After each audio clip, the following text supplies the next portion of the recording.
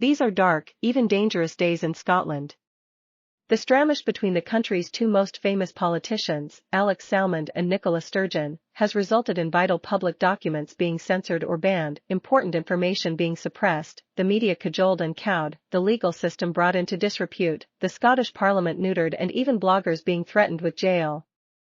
The relentless twists and turns in the Salmond-Sturgeon saga make it hard to follow, not just in the rest of the UK, to which Scotland is increasingly another country, but even north of the border.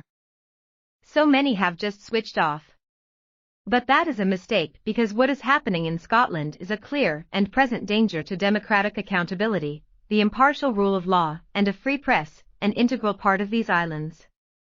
So let us stand back from the mind-boggling detail and consider the enormity of what is happening. A former Scottish National Party First Minister of Scotland, Salmond, is accusing the current SNP First Minister, Sturgeon, of lying to and/or misleading the Scottish Parliament.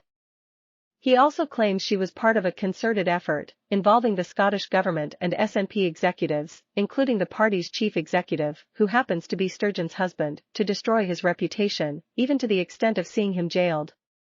These are extraordinary claims. But not as extraordinary as the official response, which has insisted that crucial evidence that Salmond thinks corroborates his claims be censored and remain unpublished.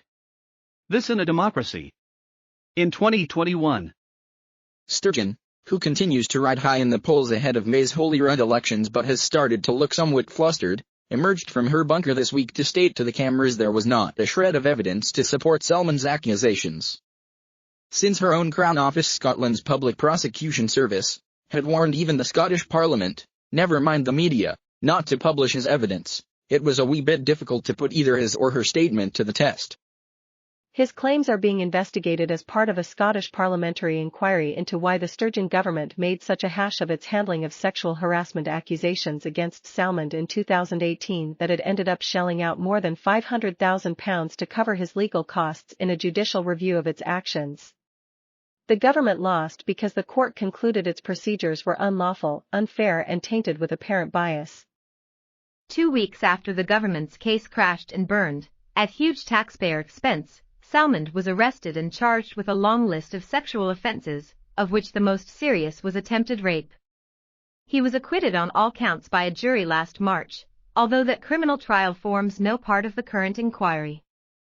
When the parliamentary inquiry was established, Sturgeon promised in January 2019 to cooperate fully with it and to provide whatever material it wants. In the intervening 2 years, the Scottish government has stymied legitimate evidence gathering on 60 to 70 occasions. When asked for the First Minister's diary for April 2, 2018, for instance, a blank sheet of paper was produced. It turned out to be the day of a crucial meeting with Salmond at Sturgeon's home in Glasgow, during which they discussed the allegations against him for the first time. Blank sheets were also provided for other crucial events.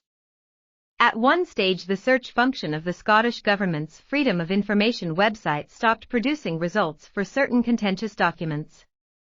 The Scottish government has refused to publish relevant legal advice to shed light on why it persisted in fighting the judicial review case, even when it knew it was heading for defeat.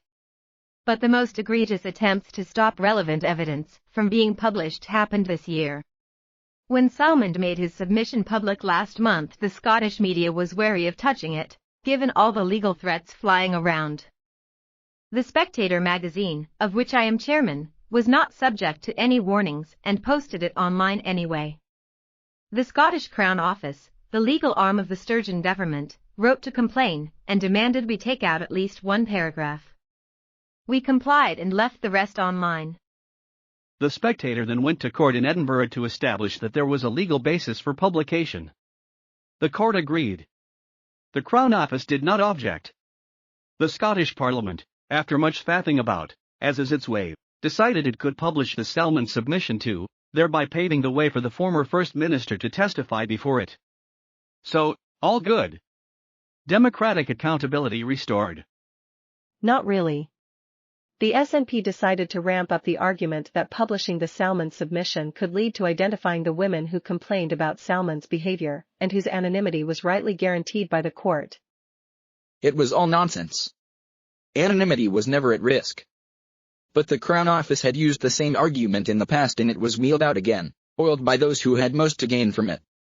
A group of women who claimed to work for the Scottish Parliament posted identical spontaneous tweets asserting, with no evidence, they hadn't even seen the submission, that publication would enable identification of the complainers. They turned out to work for the SNP, not Parliament, so it's not difficult to work out who was behind that cack-handed pile-on.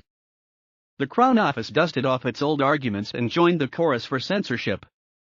In a craven act of surrender, Parliament decided to pull its publication of a submission it had only just posted, then reposted with major redactions as dictated by the Crown Office, shredding what credibility the inquiry had left in the process.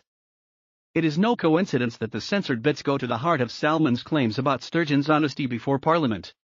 To mislead it is a resigning matter under the Ministerial Code. What did she know and when did she know it?